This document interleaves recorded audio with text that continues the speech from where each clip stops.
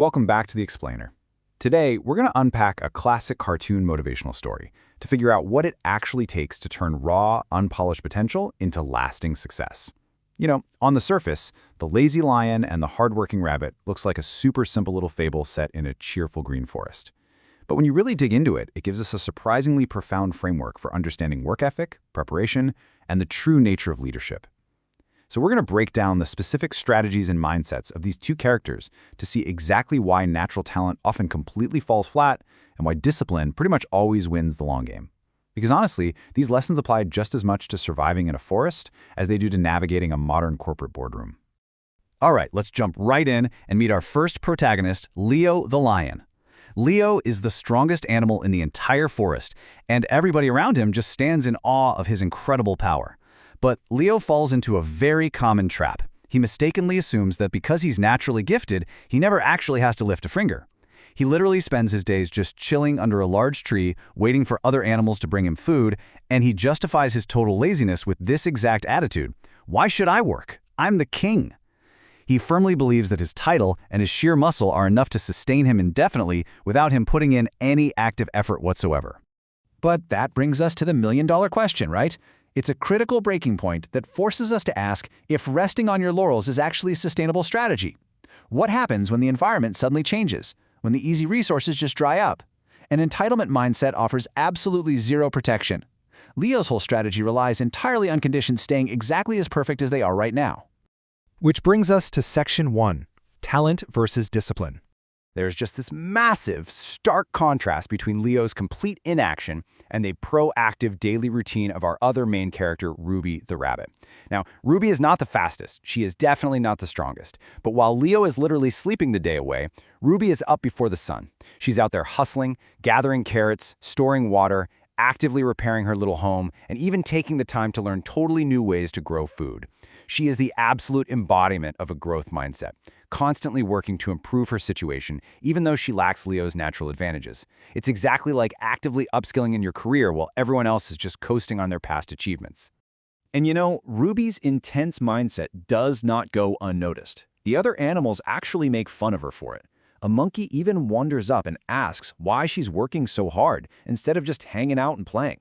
And Ruby drops this absolute gem of wisdom in response: "Today's work makes tomorrow easier." It's brilliant.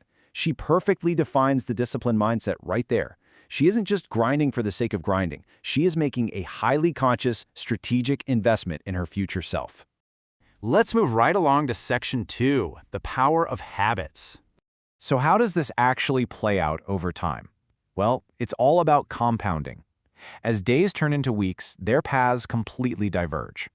In Phase 1, Leo snoozes every single afternoon and ignores all advice, while Ruby is busy planting vegetables. In Phase 2, Leo is literally throwing food away because he assumes there's an endless supply, while Ruby is meticulously saving every extra scrap. And by Phase 3, Ruby is actively seeking out older animals to learn from their wisdom, while Leo just continues to kick back and relax. The big takeaway here is that it's almost never the grand, sweeping gestures that define us, but the quiet, seemingly invisible daily actions that ultimately set our trajectory. On any random Tuesday, taking a nap like Leo or planting a seed like Ruby might not look like a life-or-death decision. In our own lives, that might mean skipping an extra training session or deciding to actually read that dry industry report.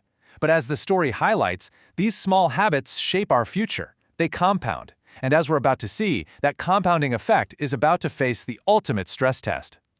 And that brings us to Section 3, when trouble arrives. Boom! A sudden summer drought hits the forest out of nowhere. The weather completely flips, rivers start drying up, and suddenly food is incredibly scarce.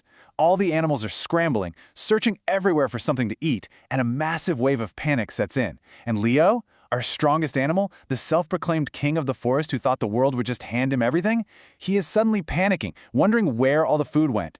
His entire system collapses overnight because it relied completely on ideal conditions. Meanwhile, while everyone else is absolutely losing it, Ruby just casually opens up her small storage room, and what she has inside is a literal lifeline: carrots, fruits, nuts, seeds, and fresh, clean water. All of those early mornings, all that saved food, all those tiny habits we just talked about, they have materialized into a tangible, life-saving safety net. And the rest of the animals, they are completely blown away. A deer walks up to her and asks a super telling question. How did you know this would happen? You see, the deer assumes Ruby had some kind of inside tip or psychic foresight.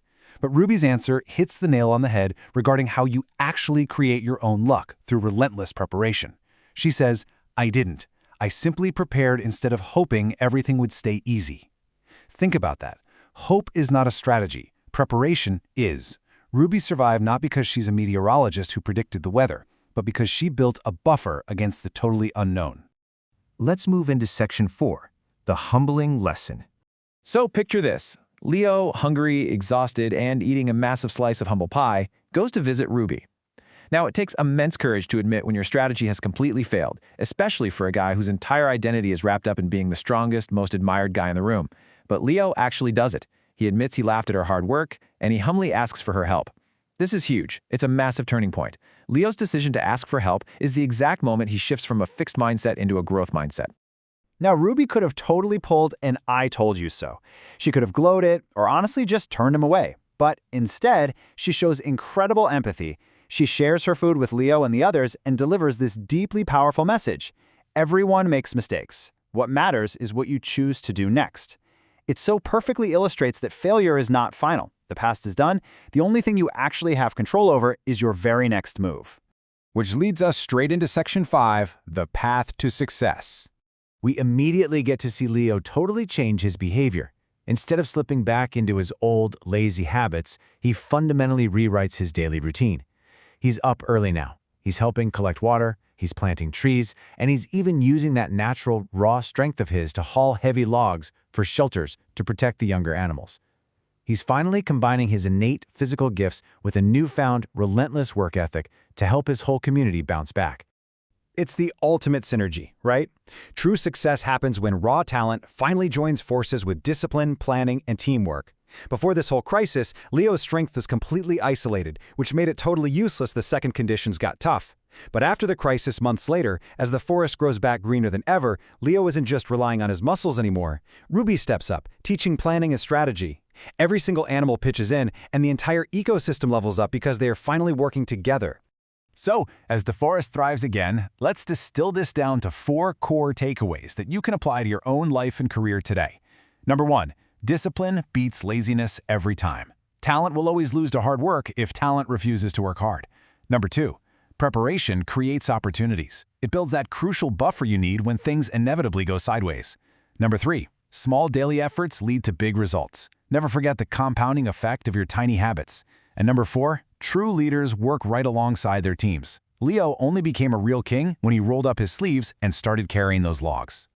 The wise owl of the forest really brings it all home, perfectly summarizing the entire lesson.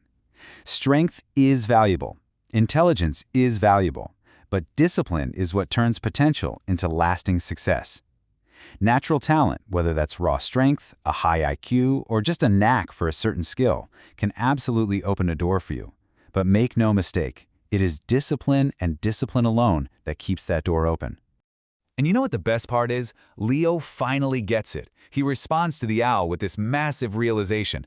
I thought being strong was enough. Now I know that effort gives strength a purpose. Man, does that hit hard. Leo finally understands that his roar and all his muscle mean absolutely nothing without the daily grind to back them up. His strength is just a tool. Effort is the actual engine driving it forward. Because at the end of the day, success isn't just about being the strongest or the smartest person in the room. It's about showing up, learning, preparing, and giving it your absolute best every single day, just like Ruby. So, as we wrap up this explainer, I want to leave you with one final thought to chew on as you go after your own goals this week. Are you just coasting on your natural abilities and relying on your roar? Or are you actually putting in the work and planting seeds today that will save you tomorrow? Keep that in mind, and I will see you in the next explainer.